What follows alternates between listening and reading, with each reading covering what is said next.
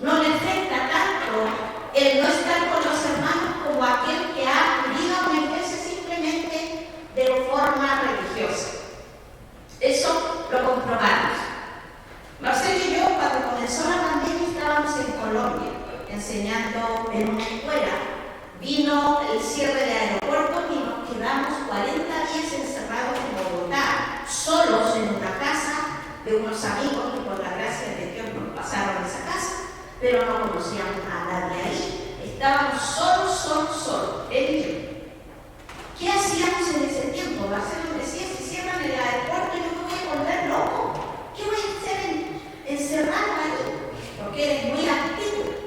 Entonces, tuvimos que pensar cómo llevar esos días, porque no teníamos idea cuándo podíamos regresar a España.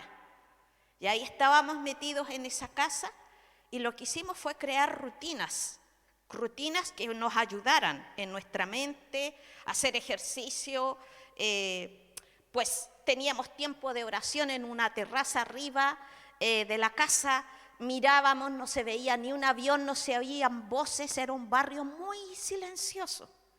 Y en las 2 primeras semanas nos iban a dejar la comida, nuestro amigo, pero luego ya teníamos que salir, un día los varones, otro día las mujeres, al supermercado. Y fue un cambio bastante grande, un cambio tremendo, de estar ahí sin saber cómo podíamos regresar a España.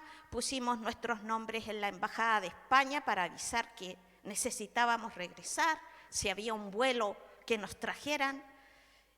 Y pasaron exactamente 40 días, pero justo 40 días y nos llaman diciendo que hay un vuelo para España el día 2 de mayo del 2020.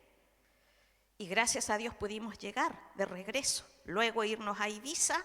Todo allí era un cambio tremendo, no había nadie en la calle, todo en cuarentena.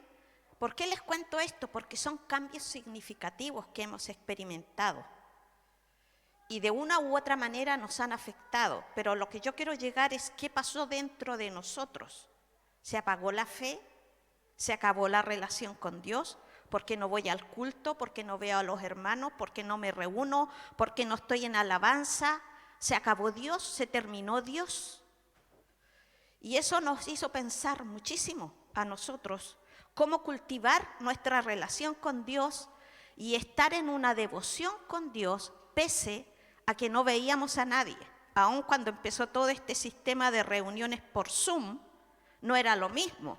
Aunque podíamos estimularnos, pues no era exactamente lo mismo.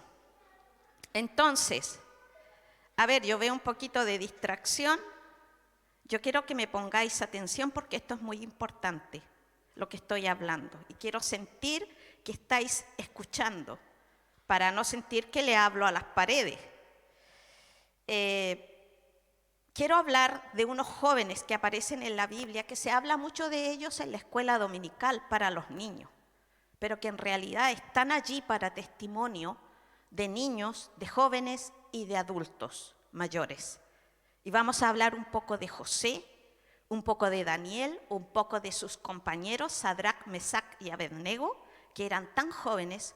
Y yo con esto quiero compartir cómo ellos pudieron, en medio de circunstancias tan adversas, mantener su relación con Dios y ser un ejemplo en medio de un entorno totalmente idólatra, totalmente extraño, con costumbres muy distintas, pero ellos fueron usados por Dios para un propósito.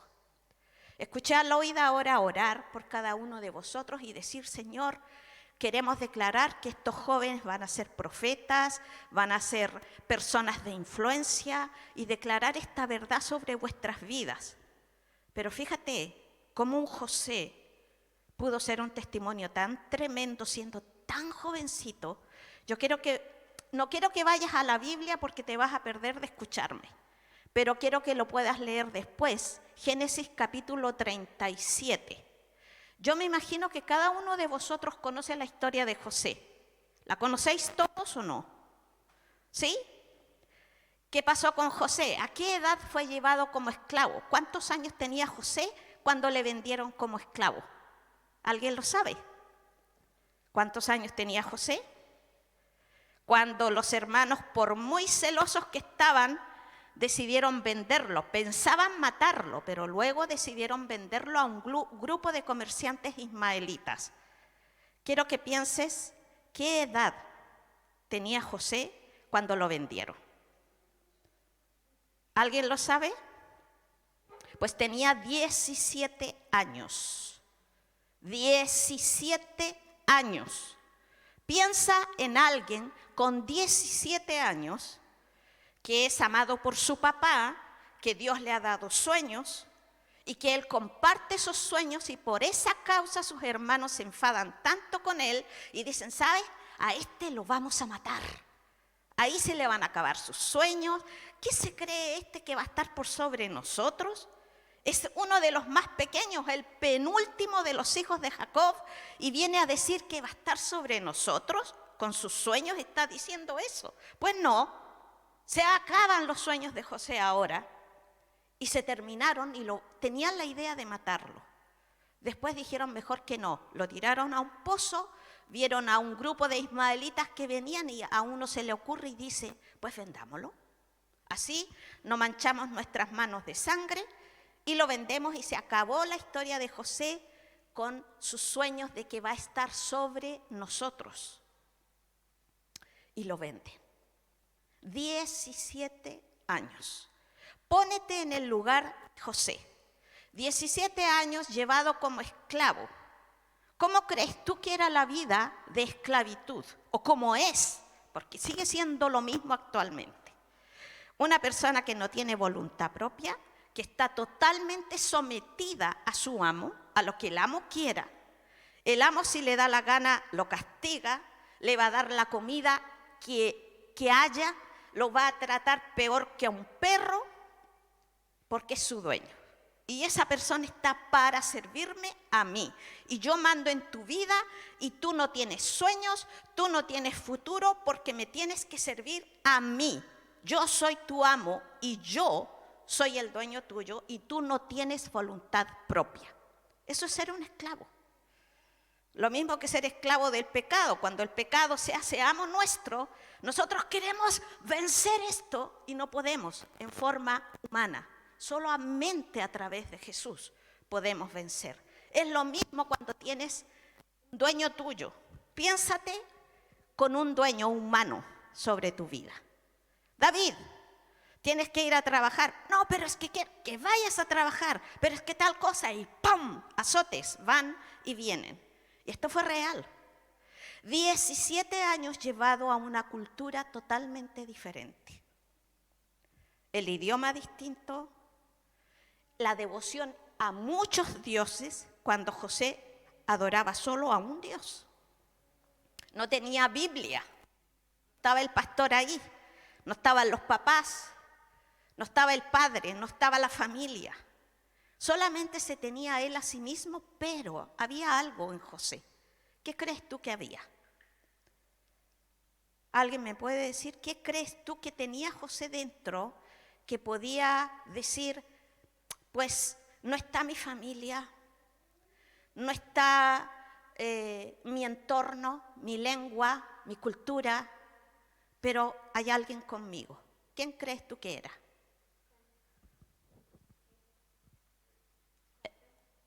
Perdón, no oigo. La fe, exacto. Es que con la mascarilla, no sé, la fe. Y sabes tú que en estos tiempos que nosotros hablamos de un mundo tan avanzado tecnológicamente, donde las leyes que están saliendo van totalmente en oposición a lo que las Escrituras dicen, a lo que la Biblia dice, nosotros decimos, mi fe, ¿cómo yo la puedo expresar abiertamente si ahora la ley dice esto? Por ejemplo, una que me enteré esta semana, se aprobó la ley de que tú no puedes, bueno, era católicos, ¿no? No puedes rezar frente a un abortorio, lugar donde las mujeres van para abortar a sus bebés.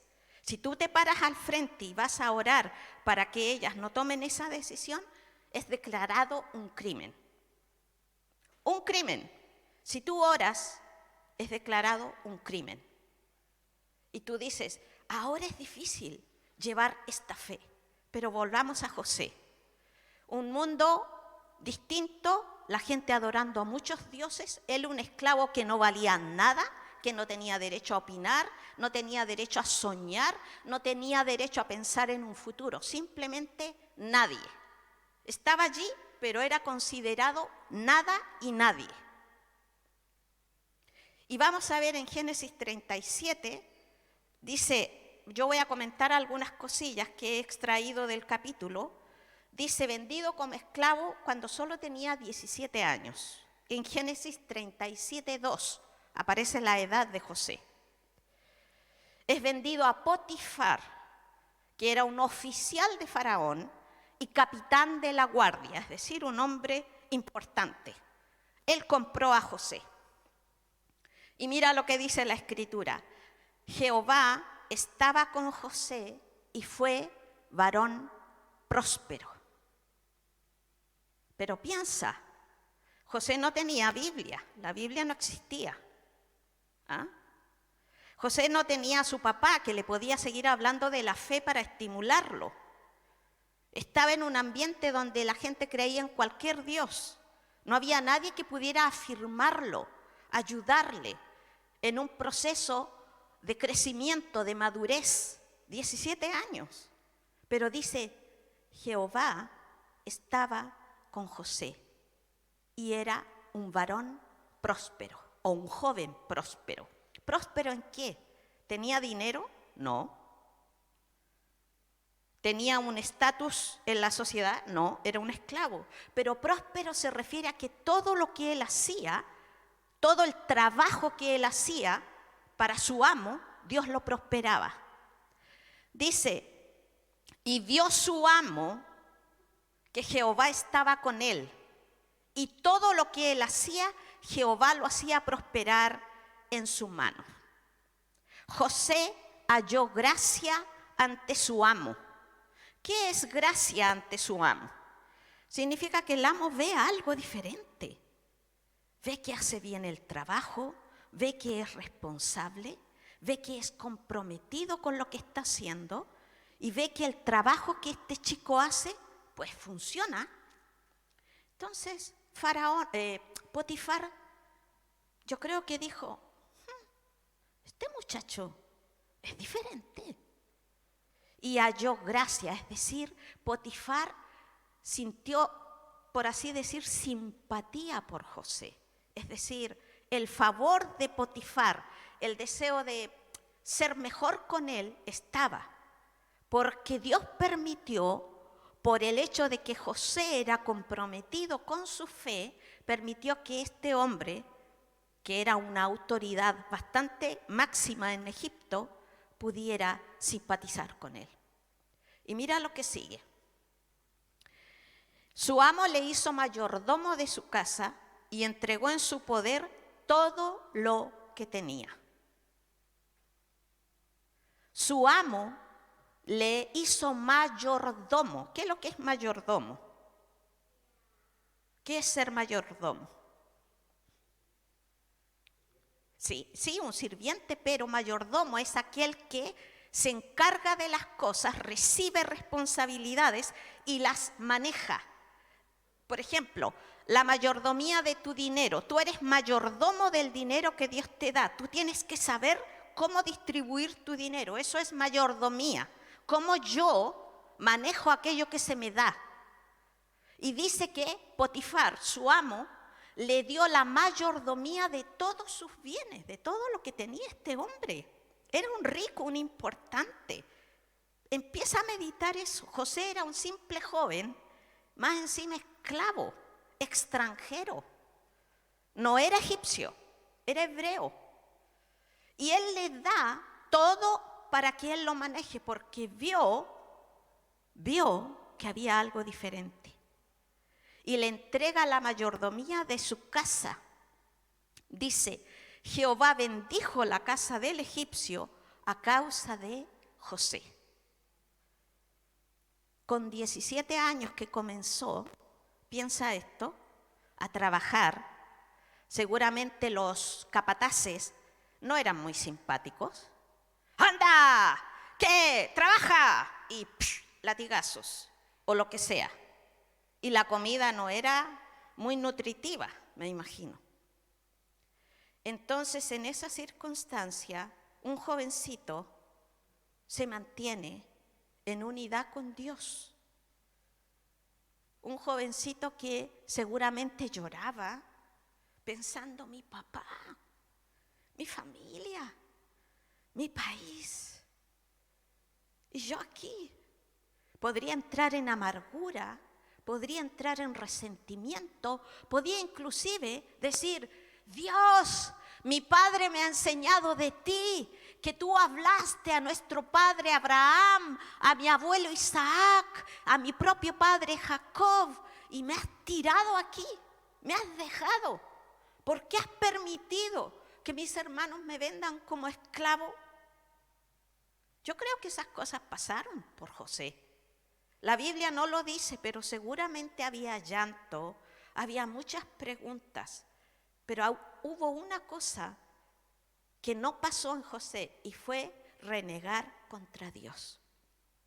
Porque lo que él hacía era prosperado y dice: Jehová estaba con José. Y seguramente José sabía que Dios estaba con él, porque que su jefe, que su dueño le brindara quizás simpatía, esto hacía un cambio. Ahora tú estás en la universidad, en el instituto, donde quiera que estés, y es muy difícil llevar la fe, porque se van a burlar de ti, porque van a decir: anda ya, qué tonto eres, ¿cómo puedes creer en un Dios? En la actualidad, digo, te puede pasar. O los profesores pueden ser tan pedantes, ateos, humanistas, que te pueden decir: tú calla, no vengas a hablar de Dios aquí, porque si no te vamos a reportar a la oficina y el director te va a dar alguna sentencia disciplinaria porque estás hablando de Dios. Eso pasa ahora. Y nosotros decimos: es que antes era más fácil. No, amigos, era exactamente igual. No había tanta tecnología como ahora, pero el corazón humano es el mismo en todo tiempo de la historia. El pecado, la crueldad, la injusticia existe y existirá hasta que Jesús venga. Entonces, seguimos con José, que Jehová bendijo la casa del egipcio a causa de José. La bendición de Jehová estaba sobre todo lo que tenía, así en la casa como en el campo. O sea, si había trabajos de agricultura o lo que fuera, todo iba prosperando por causa de José. Y eso significa que José tenía una relación verdadera con Dios, personal. Y a esto quiero llegar. Jacob, obviamente su padre, seguramente tenía la influencia bastante fuerte sobre él, pero al no estar, ¿quién seguía siendo influencia en la vida de José? Y ahí es donde te ves confrontado a tu fe, cuando estás solo, cuando estás sola. ¿Creo en Dios de verdad? ¿De verdad creo que Jesús murió por mí? ¿De verdad creo que Dios existe? ¿De verdad creo que Dios hace milagros? ¿De verdad pienso que en medio de esta generación humanista, esotérica, que cree en tantas cosas, Dios se mueve? ¿De verdad Dios me va a ayudar en mis estudios? ¿O Dios va a hacer que yo sea una persona próspera en mi trabajo? Lo creo. Eso hay que meditarlo, y no solo los jóvenes, cada uno de nosotros. Dice que con José, Potifar, su amo, no se preocupaba de cosa alguna, sino de solamente lo que él comía, nada más. Amo, el campo está produciendo muchas, hierbas, hortalizas, vegetales. Sí, José es el responsable. En la casa, el manejo de toda su casa, José es el responsable. O sea que Potifar simplemente delegó todo, José lo hacía y él se ocupaba solo de lo que tenía que comer. Todo iba muy bien. El joven crecía, 17, 18 años, 19 años, 20 años, 21, 22. Pasa el tiempo y de pronto ocurre algo. La mujer de Potifar vio que era un joven muy atractivo y le dice, duerme conmigo. Y empezó a asediarlo. Y era su ama. O sea, el esclavo tenía que hacer lo que el amo decía. Piensa tú que el joven José no tenía voluntad propia. Era propiedad de alguien, como tu perrito, como el Otto. Otto, ven aquí. Otto, lo sacamos a pasear. Otto, no hagas esto. El perrito de Priscila, de la casa de Loida. Tu perro. Tú eres dueño. Así era José. Ven aquí, ve allá, haz esto, tráelo. Lo mandas solamente. No tiene voluntad propia. Y la mujer comienza a asediarlo. Y cuando llega un momento en que la casa está sola, la mujer va muy a por él. Y él le dice, ¿cómo he de hacerle esto a mi amo, que ha puesto todo en mi mano? Y he de pecar contra mi Dios. O sea que José tenía muy claro sobre la vida de alguien que tiene una relación con Dios. La presión era tremenda. La mujer insistiendo, el amo confiando en él, metido allí, y él huye y la mujer le quita su ropa, su túnica. Y luego ella dice, cuando llega su esposo, ¡oh! Has traído a este hebreo que ha querido deshonrarme. Es decir, me ha intentado violar. Ha querido abusar de mí. Piensa tú, ¿qué podía pasar con un esclavo si intentaba hacer eso con la esposa de su amo? Hay que pensar en todo ese contexto. Sin embargo, dice que Potifar se llenó de ira y lo envía a la cárcel donde estaban los presos del rey, y que era el lugar que manejaba Potifar como capitán de la guardia. Pero José podría haber sido muerto, era un esclavo, y la pena de muerte podía estar sobre él por intento de violación. Pero Potifar no decide matarlo, sino que lo lleva a la cárcel. Y seguramente de por vida. O sea, hiciste esto, a la cárcel. Falsamente acusado. Cambió totalmente su historia. De estar llevando todos los bienes de su dueño, de pronto se ve acusado por la mujer de este y es enviado a la cárcel. ¿Qué harías tú siendo un joven? Supongamos que ya tendría 22, 23 años, por ahí. Y es acusado. Entonces veamos lo que dice luego la historia de José cuando está en la cárcel. Dice, pero Jehová estaba con José y le extendió su misericordia. Le dio gracia en los ojos del jefe de la cárcel. Otra vez lo mismo. O sea, significa que José es vendido como esclavo. Lo compra un hombre. Este hombre ve algo diferente en él. Lo pone a cargo de todas sus cosas. Después la mujer de este lo acusa. Lo envían a la cárcel. Pero el jefe de la cárcel ve algo diferente en José. Otra vez lo mismo. Y Jehová estaba con José. Y José halló el favor del jefe de la cárcel. ¿Por qué? ¿Por qué le pasaba esto a José? O sea, ocurrían situaciones malas, pero en medio de esas situaciones ocurría algo diferente. Y era que le caía bien a los responsables del lugar donde era llevado. Primero con su amo, ahora con el jefe de la cárcel.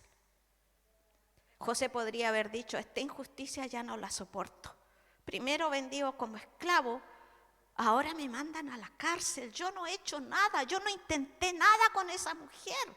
Dios, ¿por qué me has hecho esto? Podría haber dicho, no creo más en ti, porque estás permitiendo que me pase esto. Sin embargo, José seguía firme en su convicción, porque esta era real. La importancia, jóvenes, de que cultivéis una fe real con Jesús, no de religión, no de venir al culto y cantar y solamente emociones y luego haces tu vida y Jesús lo dejas guardado en tu armario o donde sea. La importancia de que tu vida tenga realmente un encuentro con Jesús verdadero, real, profundo, para que cuando te veas metido en líos, tú puedas permanecer firme y recibir esta gracia y este favor de Dios manifestado en tu propia vida, como lo está haciendo con este joven, José. Dice que el jefe de la cárcel entregó en manos de José el cuidado de todos los presos que había en aquella prisión. No necesitaba atender el jefe de la cárcel cosa alguna de las que estaba al cuidado de José, porque Jehová estaba con José y lo que él hacía, Jehová lo prosperaba. Esta historia se cuenta a los niños, se habla mucho de que José interpreta el sueño de Faraón y estas cosas, pero qué profundo es meditar en la edad que este muchacho tenía y cómo pudo permanecer firme en medio de todo ese caos de creencias, de vida sin futuro prácticamente, de ser acusado falsamente, pero en medio de eso Dios seguía manifestándose en su vida porque había una relación real con Dios. No era de ir los domingos a una reunión y quedarte solo con eso, sino que una fe real que es llevada dentro, que se hace vida, que es profunda y que aun cuando las circunstancias son muy difíciles, esta fe te mantiene porque hay una relación verdadera con Dios. Ahora, en la cárcel, como era la cárcel donde estaban los presos del rey, de Faraón, hay dos personas que son enviadas a la cárcel, que es el copero del rey y el panadero del rey, porque cometieron allí un error y los envían a la cárcel. Estos dos tienen un sueño, y como Dios se manifestaba en la vida de José a través de los sueños, José interpreta los sueños de estas dos personas. Al uno le dice, el faraón te va a matar, y al otro le dice, al copero, pues vas a ser restituido en tu puesto.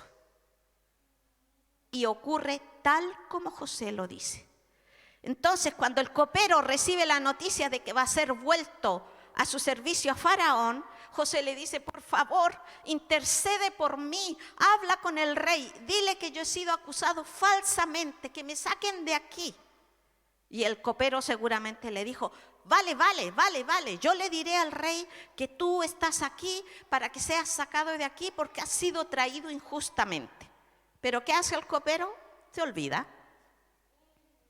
Y José pasa 2 años más en la cárcel.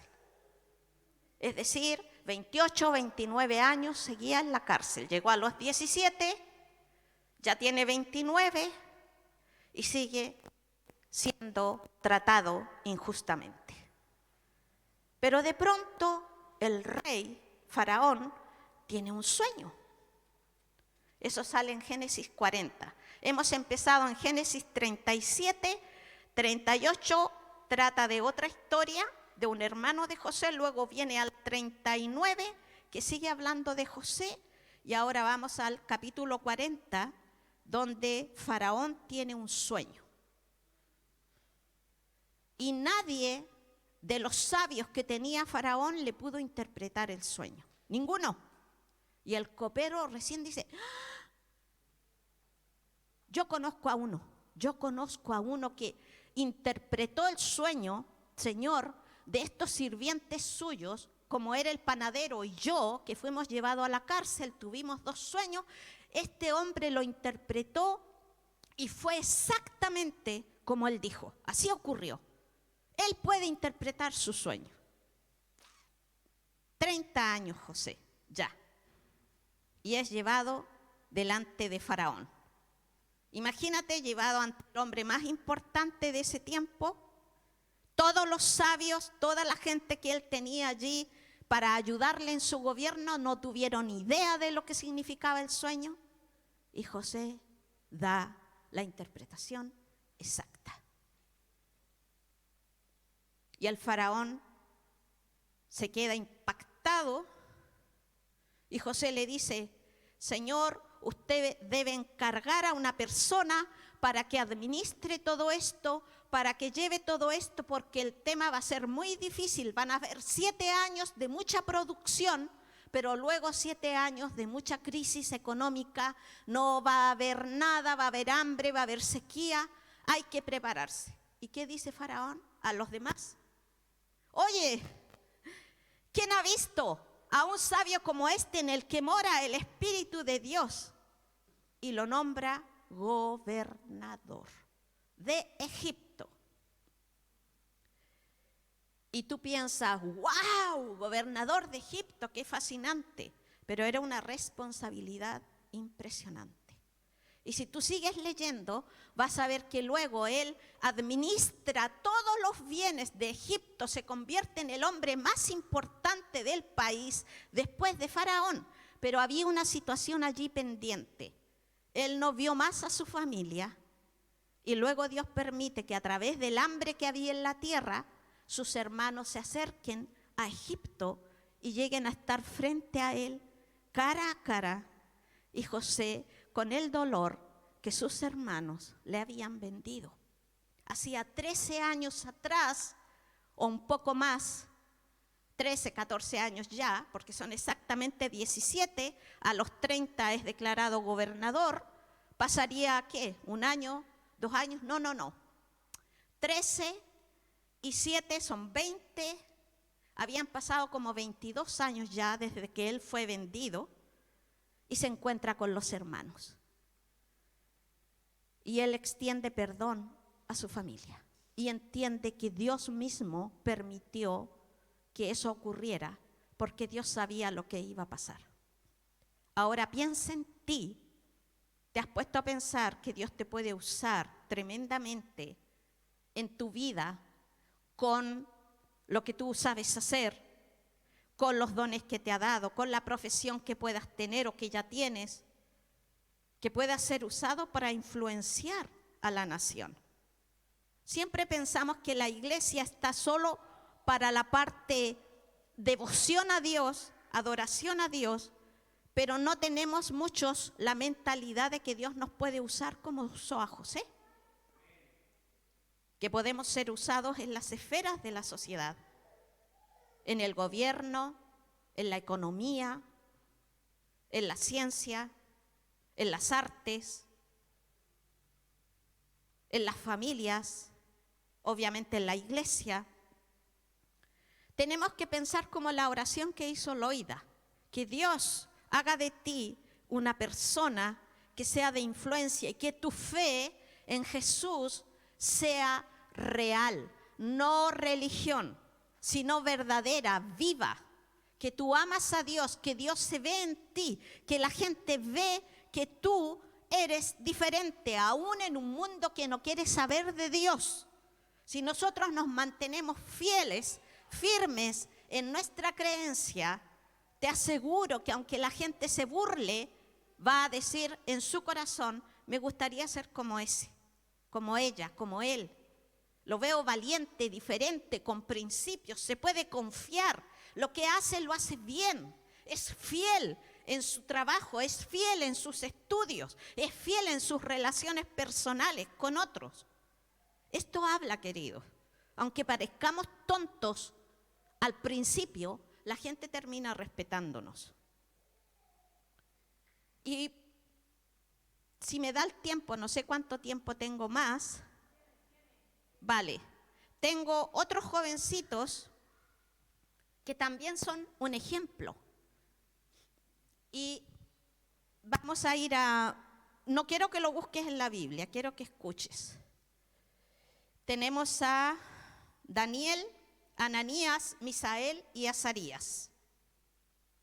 En el libro de Daniel, él comienza a contar cómo su pueblo es llevado cautivo a Babilonia por desobedecer a Dios, por entrar en idolatría.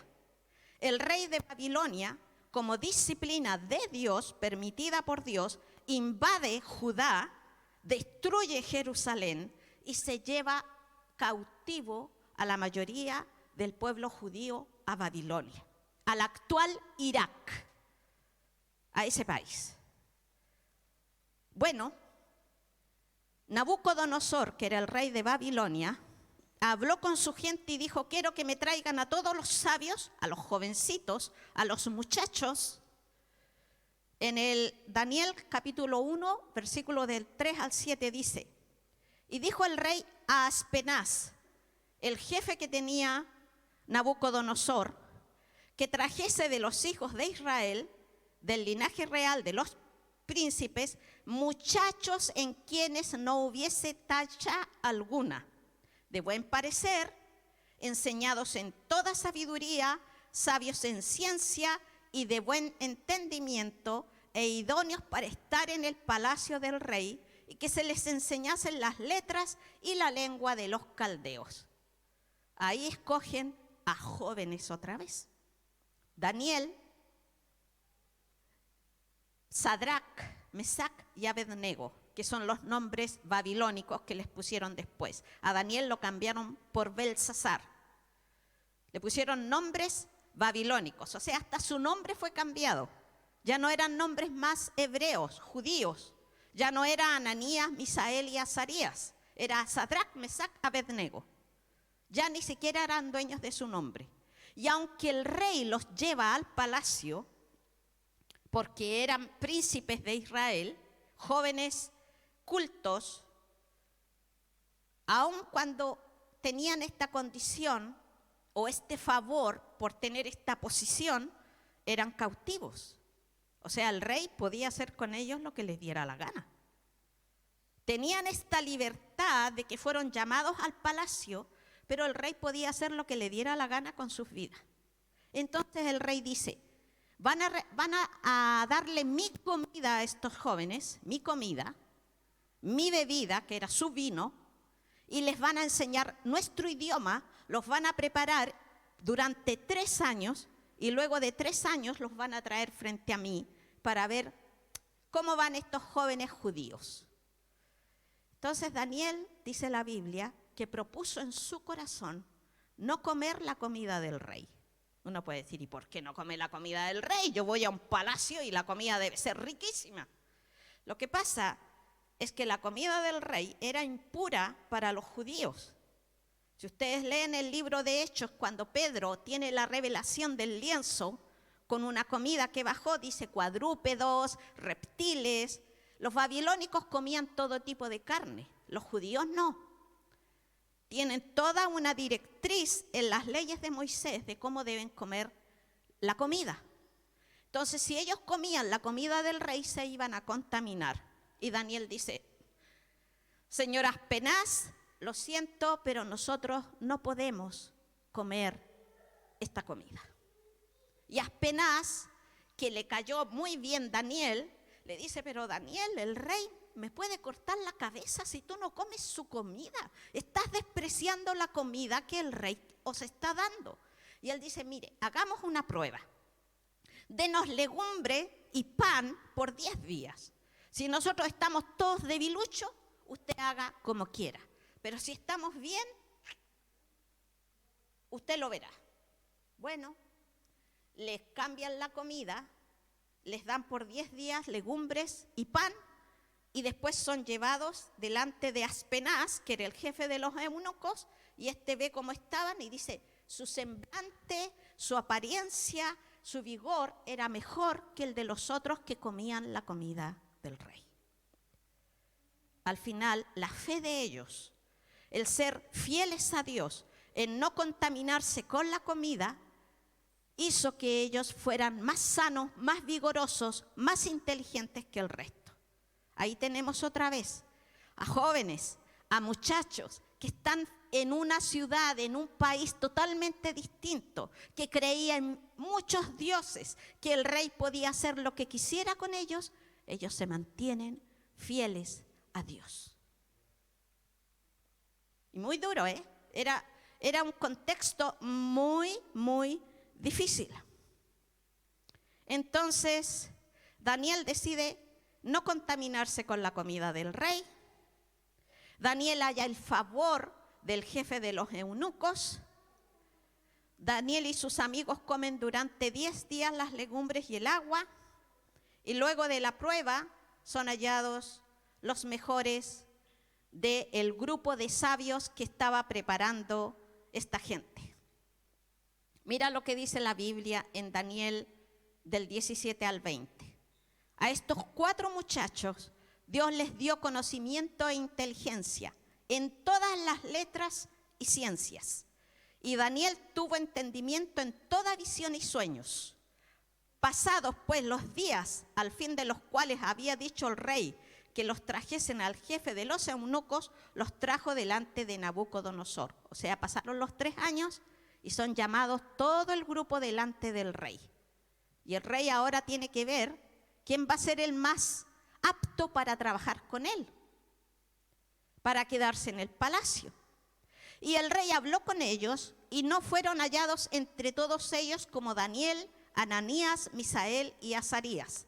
Así pues estuvieron delante del rey. Eso quiere decir, trabajaron con él.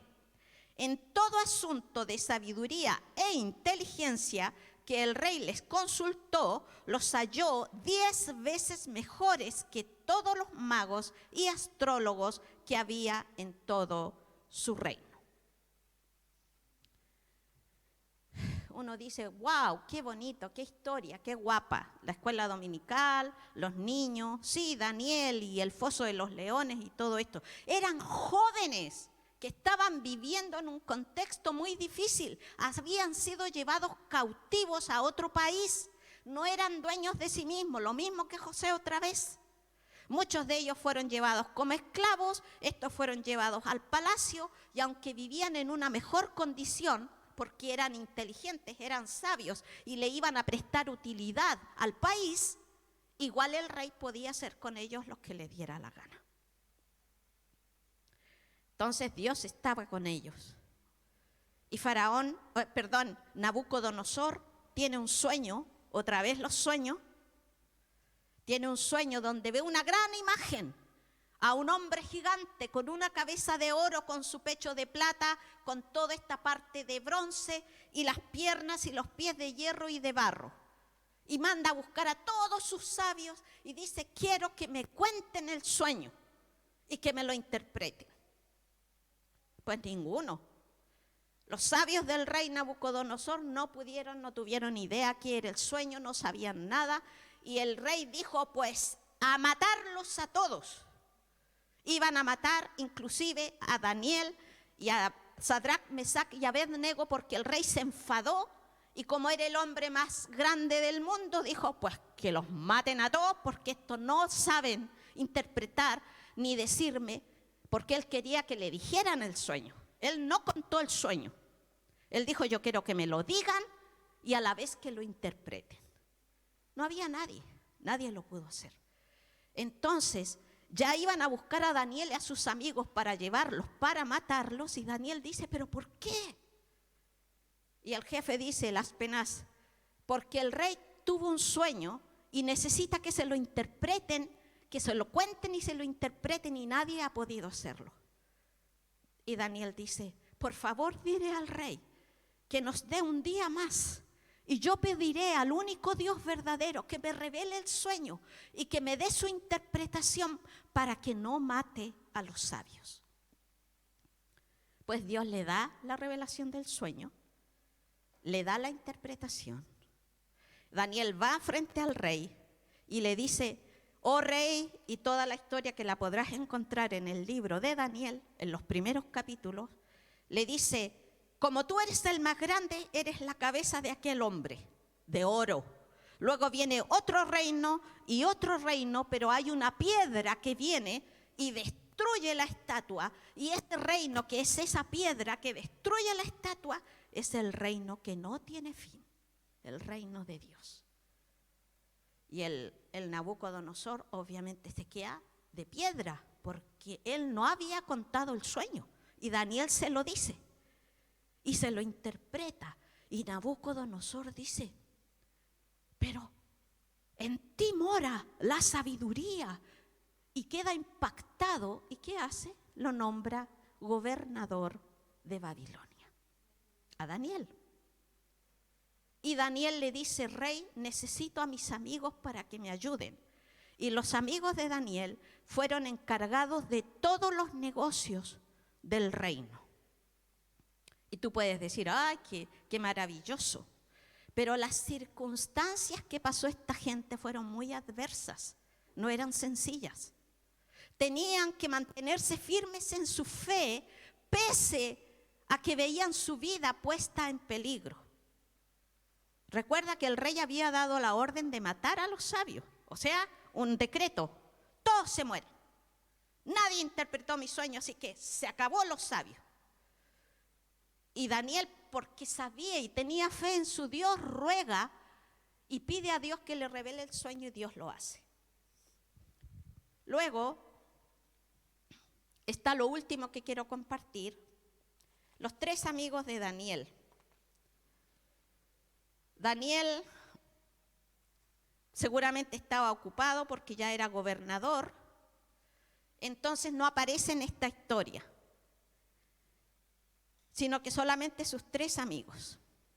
Como el rey era tan fanfarrón, se creía que todo lo podía, era poderoso, era cruel, pero tenía simpatía por Daniel y los hebreos. Pese a eso, en una ciudad cercana a la capital, erige una estatua tremenda de oro, con esclavos trabajando allí. Una estatua que medía 27 metros de alto por 2 metros de ancho. Mandó llamar Nabucodonosor a toda la gente de su reino, políticos, gobernadores de otras provincias, gente de élite, a toda la gente para que fueran a ver la estatua que él había dado orden que hiciera. Y se promulgó un decreto: cuando comience a tocar la flauta, la cítara y todos los instrumentos musicales en este programa de honra a esta estatua, todos deberán arrodillarse y rendir honor a la estatua que Nabucodonosor ha erigido. Y resultó ser que Sadrach, Mesach y Abednego no se postraron. Toda la gente se arrodilló y ellos se quedaron de pie. Terminó la función y llegan unos caldeos, gente sierva de Nabucodonosor, y le dice: oye, señor rey, que tú has dado la orden que todos se deben postrar ante la estatua, pero hay unos judíos, estos 3 que tú tienes trabajando sobre los negocios de Babilonia, que no se postraron. Y el rey se enfurece y los manda a llamar: Sadrach, Mesach y Abednego, ¿por qué no habéis obedecido al decreto que yo he dado?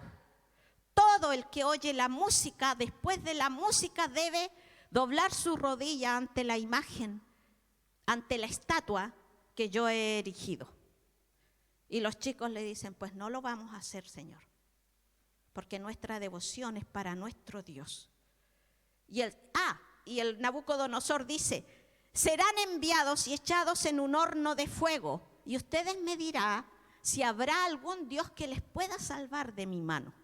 O sea, Nabucodonosor tenía todas las de ganar, porque era el rey, era la máxima autoridad del imperio, y él hacía lo que le daba la gana.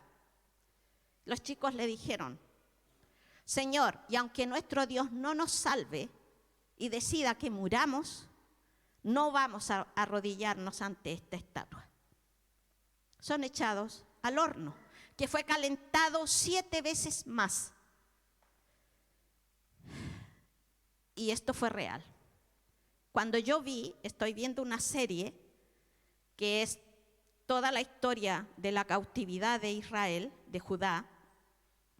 Cuando ellos son echados al horno de fuego, yo pensé y me pregunté, ¿de verdad yo creo esto? ¿De verdad yo creo en mi corazón que Sadrac, Mesac y Abednego fueron echados a este horno y que estando en el horno no les pasó absolutamente nada? Porque Dios envió a un ángel que estaba en medio de ellos y toda su ropa, sus turbantes, sus túnicas, su calzado no se quemó. Y el rey vio esa escena, vio el horno que era gigantesco y dice, ¿no fueron echados 3? ¿Por qué yo veo 4? Y a uno como si fuera como el hijo de un dios. Y les grita, Sadrac, Mesac y Abednego, vengan a mí. Porque los vio y los otros salen del horno y ni siquiera tenían olor a humo, dice la escritura. No tenían olor a quemado. ¿Y qué declara Nabucodonosor cuando ve eso? Dice, entonces Nabucodonosor dijo, piensa quién era Nabucodonosor, un rey cruel, el máximo de la historia en ese tiempo, tenía sometida a muchas naciones a él, era muy fanfarrón, muy cruel, arrogante, pero mira lo que declara. Entonces Nabucodonosor dijo, bendito sea el Dios de ellos, de Sadrac, Mesac y Abednego, que envió su ángel y libró a sus siervos que confiaron en él y que no cumplieron el edicto del rey y entregaron sus cuerpos antes que servir y adorar a otro Dios.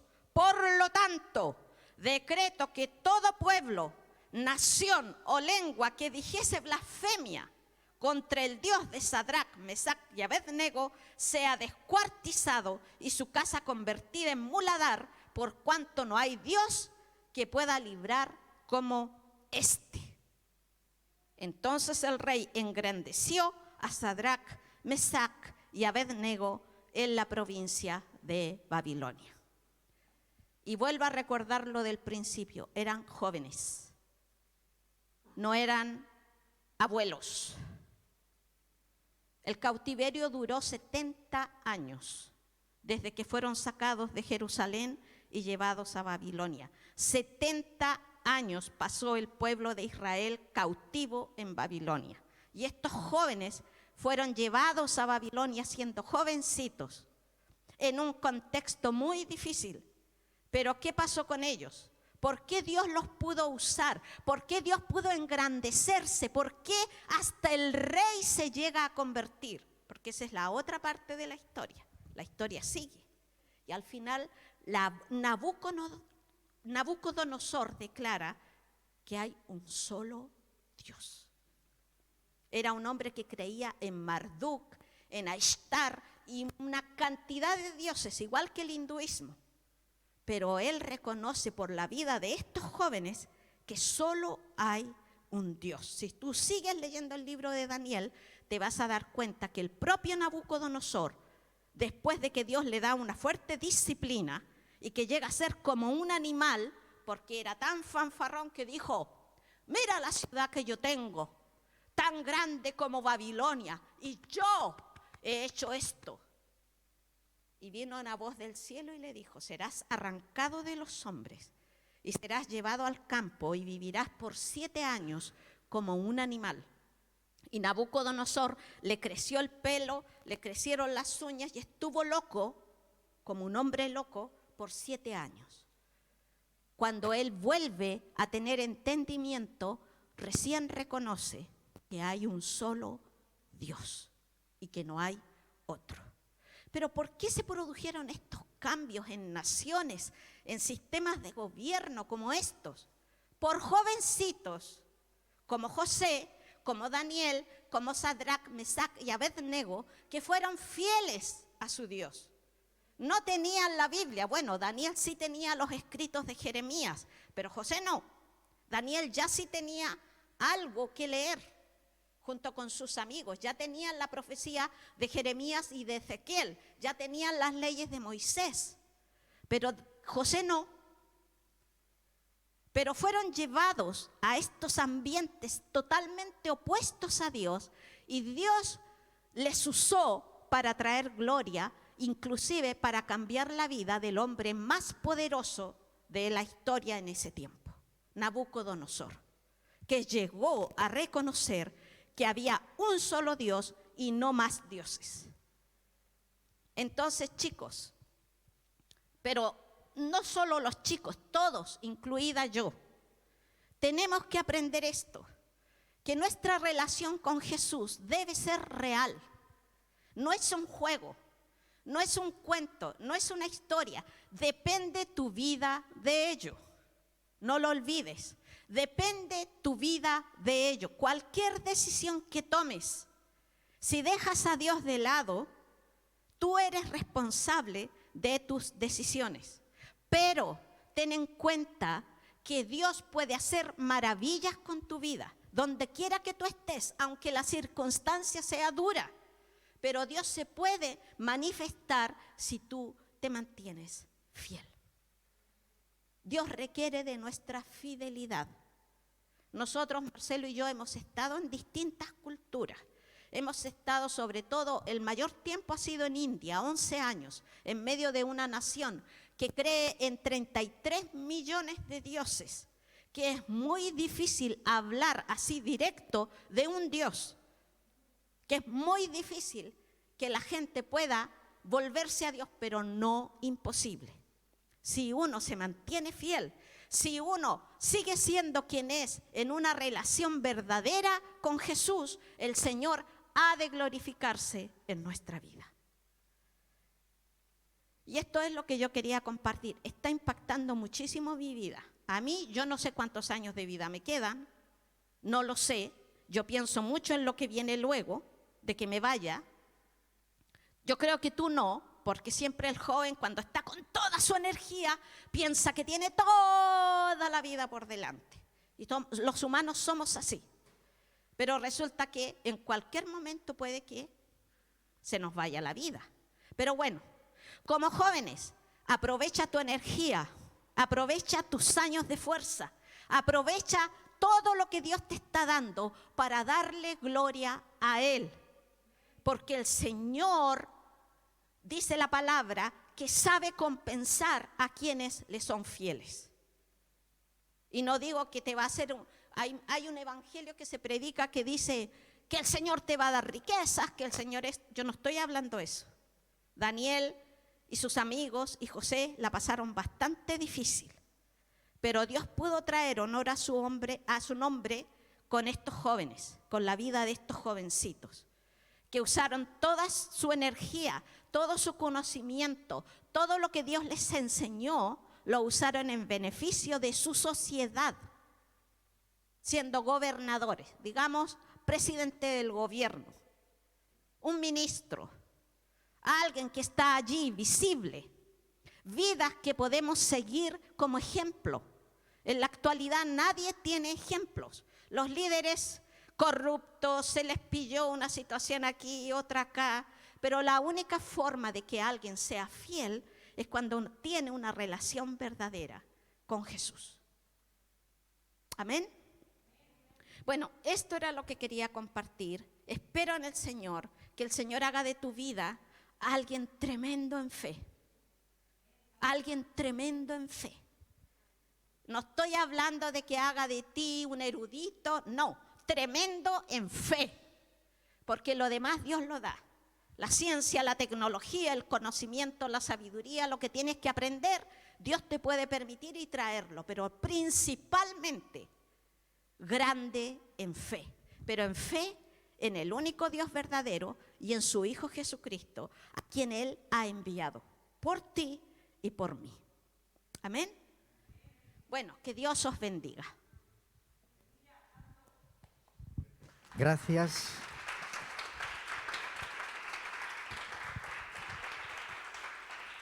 Gracias a Vicky por esa tremenda palabra, ¿no? Esa palabra que a mí pues me confronta, ¿no? Siempre la palabra confronta y nos da, digamos, esas metas y esos objetivos y reflexionar sobre cómo estamos viviendo nuestra vida y hacia dónde queremos dirigirla, ¿no? Y muchas veces como que yo me hacía esa pregunta, ¿no? Que siempre que leemos en la Biblia a esos ejemplos, a esas personas, siempre cuando leo sobre ellos pienso, ¡buah! Estas personas están aquí, ¿sabes? Digo, ¿cómo voy a ser yo como ellos? ¿Sabes? Pienso como José, como Daniel, digo, que son aquí, ellos.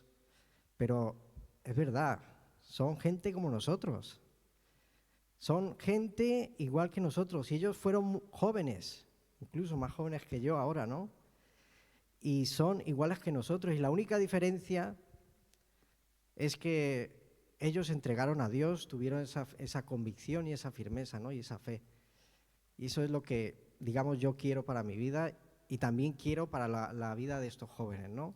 Amén. Entonces vamos a despedirnos, nos despedimos en oración. Señor, gracias, Señor, por esta palabra.